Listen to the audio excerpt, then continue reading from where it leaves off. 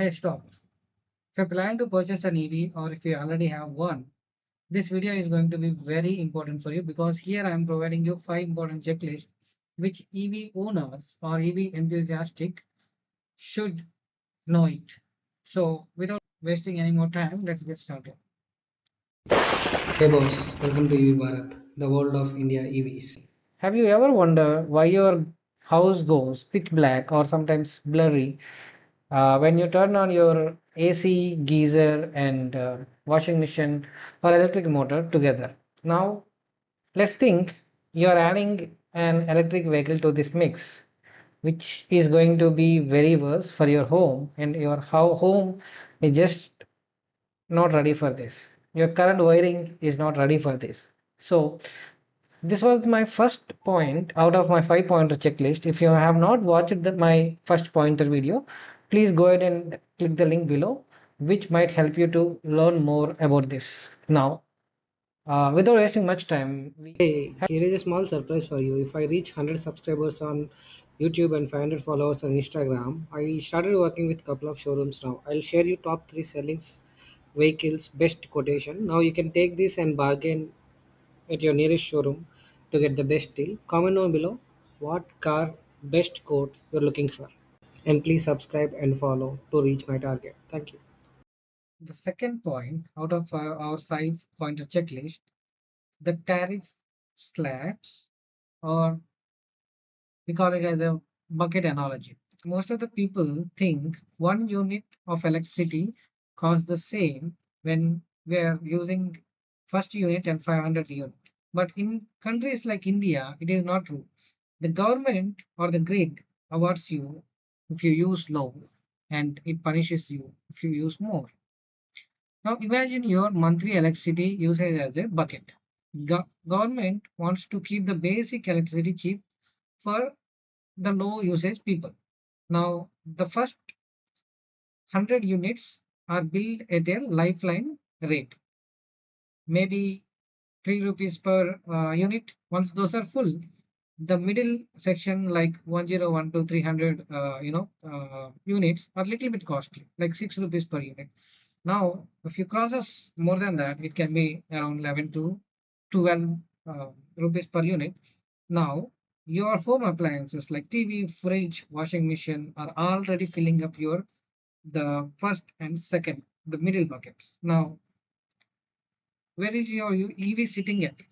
This is exactly the question you need to ask me. Now, your EV is sitting at the highest bucket of your slab. It means you're paying the premium price per unit for charging your EV.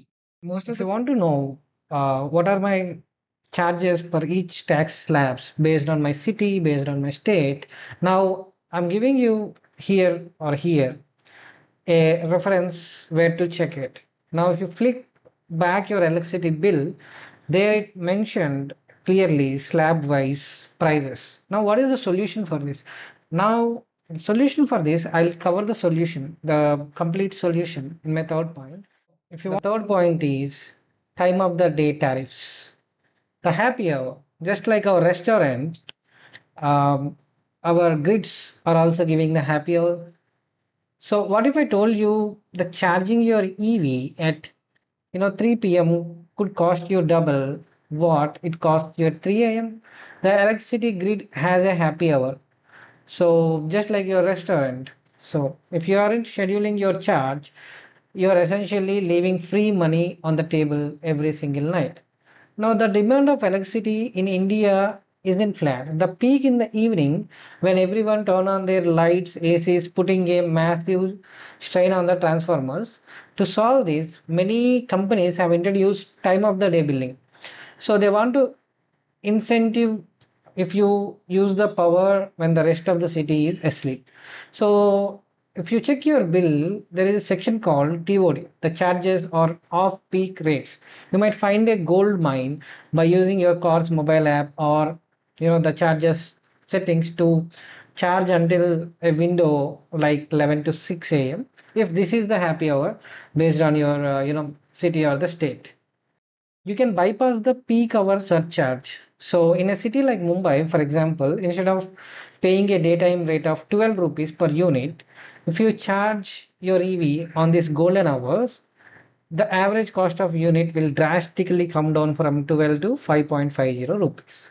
So which means charging at golden hour per month or per year gives you or covers you the money of your insurance.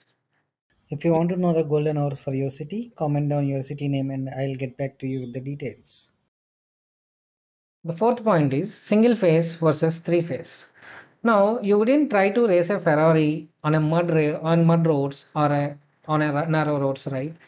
Then, if it's right, so why are you trying to push high-speed charging through a basic single-phase home connection that was only designed for light bulbs and fans?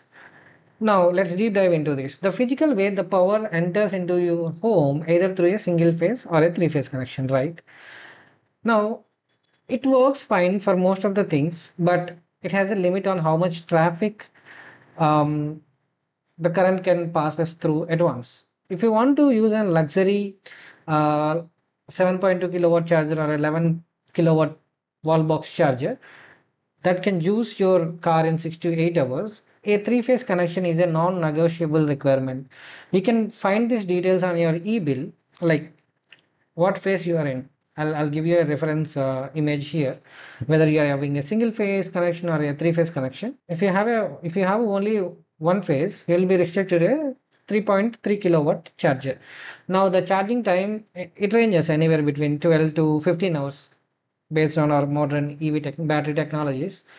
Now, if you want to have a 7.2 kilowatt charger, you definitely need to get a three phase connection at your home. No, I'm not an electrician or I'm not from the electric government to motivate you to go for a three phase, but three phase upgradation costs a little bit more than the single phase. But it ensures your car is ready for drive when you are ready.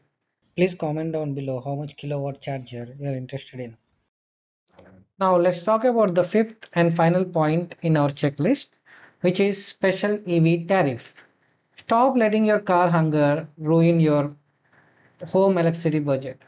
There is a legal cheat code called green meter that treats your car like a completely separate customer with its own fixed low cost price tag. Now, in several forward think cities, or states like Delhi, Karnataka, Maharashtra, the government actually wants you to help you to go green. Instead of adding your car to a massive energy consumption to your home expensive bucket, you can apply for a separate EV connection. Now, this involves a second dedicated meter specifically for your car charger. This is like a VIP pass, usually comes with a flat subsidized rate.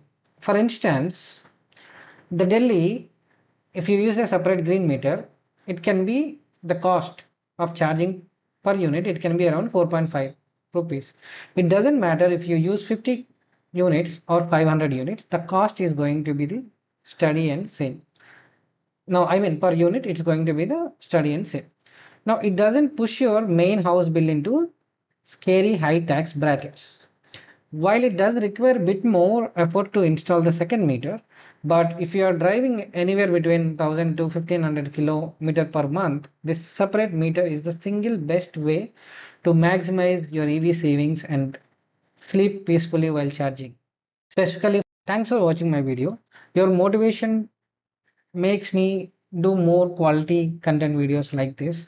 Please, if you're watching this on Instagram, please do follow me. If you are watching this on YouTube, please do subscribe. I'll keep bringing up the quality content like this for you. Thank you. Thank you so much for watching my video. Stay tuned. Let's meet in other videos.